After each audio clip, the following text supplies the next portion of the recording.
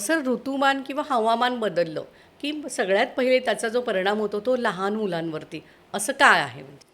कसं असतं की लहान मुलांची एकंदर प्रतिकारशक्ती मोठ्या माणसापेक्षा कमी असते. त्यांना प्रतिकारशक्ती डेव्हलप व्हायला वेळ लागतो. त्यामुळे नॅचरली कुठचंही इन्फेक्शन झालं की व्हायरल इन्फेक्शन पहिलं होतं ते लहान मुलांना पटकन होतं.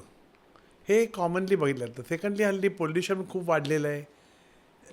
खूप आपल्याकडे बरीच कामं चालू असतात म्हणजे बिल्डिंगची, कन्स्ट्रक्शनची कामं, कन्स्ट्रक्शनची कामं चालू धुळीचे कण असतात. वगैरे सगळं. त्यामुळे हे कॉमनली बघितलं जातं की हल्ली इन्फेक्शन आणि प्रमाण व्हायरल इन्फेक्शनचं प्रमाण आणि पार्टिक्युलर ॲलर्जी इन्फेक्शन ॲलर्जी ही खूप प्रमाणात वाढलेली आहे.